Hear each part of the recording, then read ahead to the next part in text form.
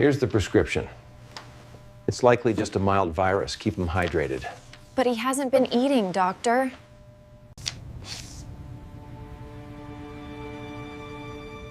It's not just a rash, Doctor. Eczema can look quite severe, Eliza. The steroid cream will help. They tell you not to worry, that you're just a new mom. But a mother knows. He isn't gaining weight. He cries differently now. He looks like a healthy baby to me. Give the treatment 2 weeks. 2 weeks felt like a lifetime. I followed his instructions perfectly, but my gut screamed something was wrong.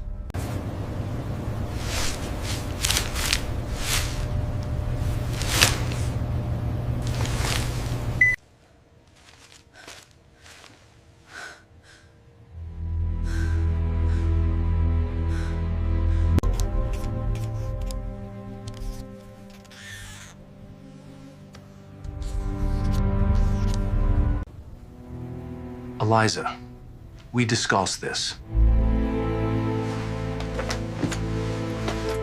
Look at the book. I logged everything.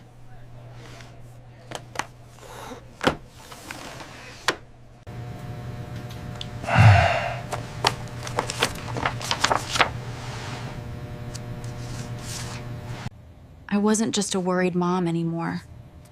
I was his only advocate. I had to make him see.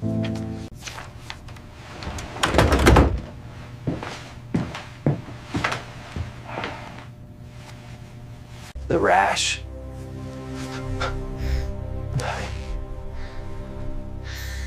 The weight. It's a pattern. It's not just eczema. Get me Dr. Evans. Pediatrics. Tell him it's urgent. Yeah, kinda. That was the moment. The moment someone finally listened. My son had a chance. Welcome to the Deep Dive. Today, we are cracking open a medical case study.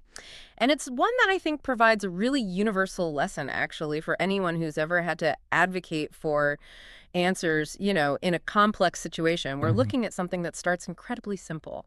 Just a common rash. Yeah, it's that classic paradox, isn't it?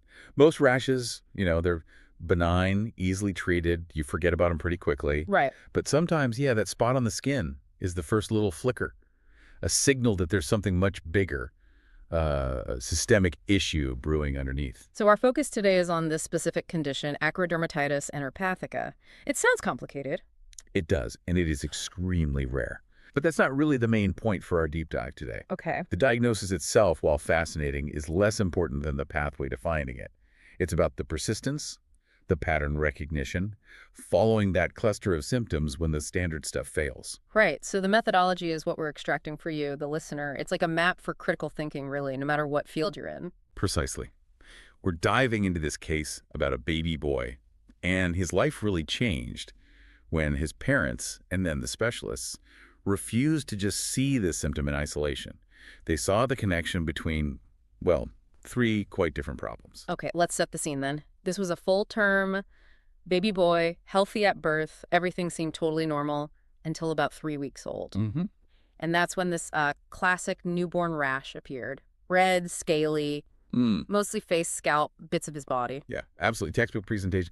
Any pediatrician would look at that and think, okay, this looks exactly like the really common stuff. You know, baby eczema, millions of kids get that, or maybe severe seborrheic dermatitis, cradle cap. Frustrating things, but usually minor, usually treatable. Exactly. Annoying, but not usually alarming. And the parents, the doctors, they did exactly what you'd expect. Followed protocol, gentle emollients, a low-dose mild steroid cream. Did everything right. But here's the pivot point. Here's the critical thing for this whole deep dive.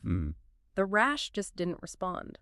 And that failure, the failure to respond to appropriate standard care, that should immediately ring a bell. It's the first red flag. Yeah. When you treat common things commonly and the common treatment doesn't work, you you have to start thinking differently. You have to shift your hypothesis. I think for any parent, or really anyone advocating for someone, that's where the anxiety must really spike. When does that failure become something you really need to worry about? How much time was lost here before they could pivot away from just a bad rash? That's a fundamentally important question. Yeah. And yeah, often time is lost because of confirmation bias. It looks like eczema, so we keep thinking it is eczema, Yeah. even when the evidence starts to, point elsewhere. Right. In this case, thankfully, the mother pushed back. And she pushed back hard because by 6 weeks old, the problem had clearly moved beyond just the skin. It was systemic. Okay, so this is where we get to that critical pattern. The thing we really want you, the listener, to lock onto, it wasn't just a stubborn rash anymore. What was the exact cluster of red flags? It was this triad of symptoms. And when you put them together, they just screamed systemic failure. Okay. So first, the rash itself. It didn't just linger. It got much worse, spread to the diaper area around the mouth. And it started looking different, too. Crusted, weeping lesions, specifically with this yellow crusting, especially in the skin folds. That's quite specific. Yellow crusting. Okay, that sounds unpleasant. What else? Second, the boy developed persistent watery diarrhea, which is always a concern in a baby. It points to something wrong internally. And the third one, the one that terrifies any parent of a newborn, failure to thrive. Correct. Despite feeding, he just wasn't gaining weight. He was falling off his growth curves. Wow. So you've got this deteriorating outer layer, the skin, combined with this really catastrophic failure to absorb nutrients internally, the diarrhea, the poor growth. Okay. And that's when the mother, trusted her gut, knew this wasn't normal, pushed past the reassurances, and that led to the specialist referral. And that persistence, that advocacy is such a key lesson here. So let's follow that specialist's investigation. This is where the puzzle pieces start clicking together, right? Once they were looking for a systemic cause, what did the blood tests show? Well, the initial blood work immediately showed his immune system was under severe stress. They found high levels of eosinophils. Okay, what are those exactly? They're a type of white blood cell, often linked to allergic reactions or parasitic infections. Basically, the body is reacting aggressively to something, but maybe not the right thing or in the right way. So part of the immune system is overactive, trying to fight. But what about the main defenses? Yeah, that's the crucial other side of the coin. Alongside those high eosinophils, they also found lymphopenia, Meaning? low numbers of lymphocytes. These are the main players, the powerhouses of your adaptive immune system. And even more concerning, his protective antibodies, IgG and IgA, they were also low.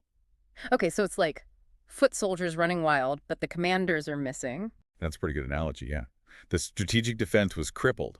His body was struggling to defend itself and maybe didn't even recognize what it was supposed to be fighting properly. Wow. Okay, so connect that struggling immune system to the not growing part, the malabsorption. What did the stool samples show? The stool samples confirmed the gut was failing really spectacularly. They found lots of fat globules. It's a condition called steatorrhea. Fat globule. Yeah, it's definitive proof that the body isn't just dealing with some mild diarrhea. It's physically failing to break down and absorb fats. And fats are absolutely crucial for energy and growth in babies. So the food was just passing right through him, unused. Pretty much. Yeah. A total failure of absorption. Okay, so the body's defenses are struggling. It can't absorb nutrients, and the outside, the skin is literally breaking down. They have all this chaos. Yeah. What was the missing link? The piece that tied it all together? The crucial measurement, the final piece that just made everything click into place, was the serum zinc level. Zinc. Zinc. When they tested it, they found it was dangerously critically low. And when you see that specific triad, the immune collapse, the malabsorption, the skin breakdown, and then you find a massive deficiency of this one single crucial mineral. Well, the diagnosis crystallizes instantly. Acrodermatitis enteropathica. Let's break down that name because it sounds intimidating, but it actually describes exactly what we've been talking about. It does. Acro refers to the extremities, like hands and feet, where the rash often shows up. Dermatitis is obviously the skin inflammation. Right. And enteropathica refers to a disease of the intestine, the gut.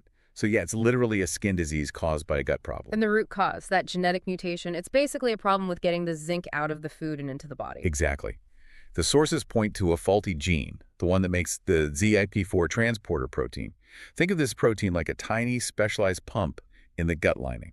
Okay. Its job is to grab zinc from breast milk or formula and pull it into the bloodstream. if that pump is broken because of the mutation. The body starves for zinc, even if the diet itself has plenty of it. Precisely. So why is zinc so critical? Why does lacking it cause this three-pronged system failure, skin, gut, immune system? Well, zinc isn't just, a minor nutrient. It's involved in hundreds of metabolic processes as an enzyme cofactor. But the really critical thing here for this little boy is its role in rapid cell turnover and division. Ah, okay. And where do you need the most rapid cell turnover? Exactly. The gut lining, which constantly regenerates, the immune system, which needs to produce and mature cells quickly, and the skin, our outer barrier. That makes perfect sense. Skin and gut are always healing, always regenerating. If they don't have that essential building block, the zinc, they just collapse. That's it. Without enough zinc, those epithelial cells lining the gut can't regenerate properly, leading straight to malabsorption and chronic diarrhea. Okay. The skin can't maintain its barrier or heal, leading to those awful, crusted, weeping lesions. And crucially, the immune cells' lymphocytes, antibodies, they can't mature correctly, hence the immune failure they saw in the blood work. It really is like that tiny key, as the outline put it, unlocking these really fundamental functions. It's genuinely remarkable that such complex, devastating problems trace back to not being able to absorb one single trace element. It is. And the contrast between those agonizing months for the child and the family and then the treatment, it was surprisingly simple, wasn't it? Oh, incredibly simple. And the effect was immediate and profound, life-changing.